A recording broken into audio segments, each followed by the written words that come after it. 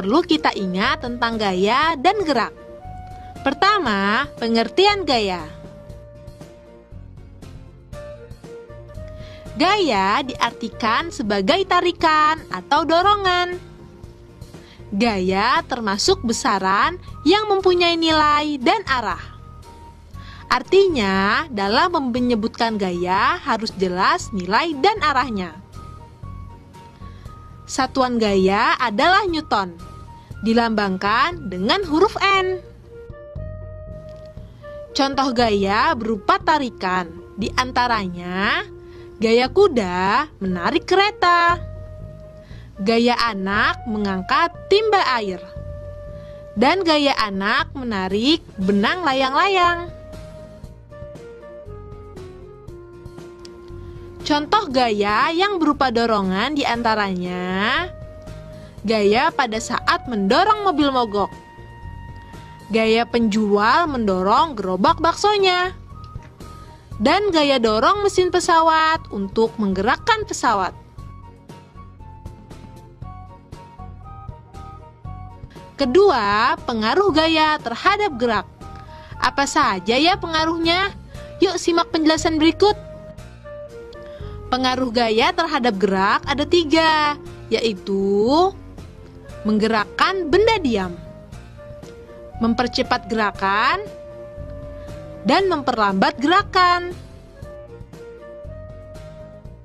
Menggerakkan benda diam, contohnya yaitu bola yang diam akan bergerak setelah ditendang. Hal ini terjadi karena bola yang diam mendapat gaya dari tendangan kaki. Mempercepat gerakan, contohnya yaitu saat motor yang sedang melaju, kemudian gas ditambah, maka motor akan melaju lebih cepat. Hal ini terjadi karena dengan ditambahnya putaran gas, terjadi tambahan gaya pada mesin motor.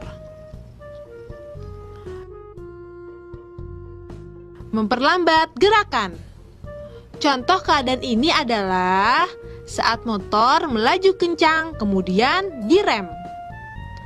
Maka gerak motor akan menjadi pelan atau diam.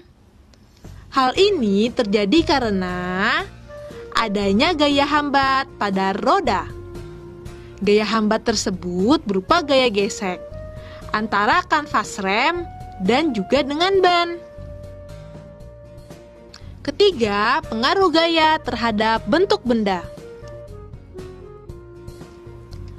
Benda yang diberi gaya bentuknya bisa berubah menjadi 2 keadaan, yaitu memanjang dan memipih. Contoh perubahan memanjang adalah pentil yang ditarik. Saat ditarik oleh tangan, bentuk pentil akan menjadi lebih panjang dari awalnya. Contoh memipih adalah balon yang ditekan. Saat ditekan dengan kedua tangan, bentuknya yang semula bulat akan menjadi pipih. Keempat, pengukur gaya. Gaya diukur dengan alat yang bernama dinamometer. Dinamometer yang digunakan untuk mengukur gaya-gaya sederhana dinamakan neraca pegas. Neraca pegas ini sering digunakan dalam percobaan di laboratorium atau di kelas. Yang kelima, besar gaya. Besar kecilnya gaya bergantung dari sumber gayanya. Sumber gaya yang kuat akan menghasilkan gaya yang besar. Sedangkan sumber gaya yang lemah akan menghasilkan gaya yang kecil. Contohnya, dorongan anak kecil tak mampu menggeser lemari. Hal ini karena gaya yang dihasilkan anak kecil tak cukup untuk melawan berat lemari. Lain halnya dengan dorongan orang dewasa yang dengan mudah menggerakkan lemari. Hal ini karena gaya dorongnya lebih besar dari berat lemari.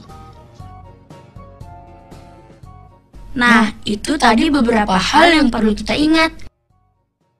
Diingat-ingat ya. Be smart, be happy.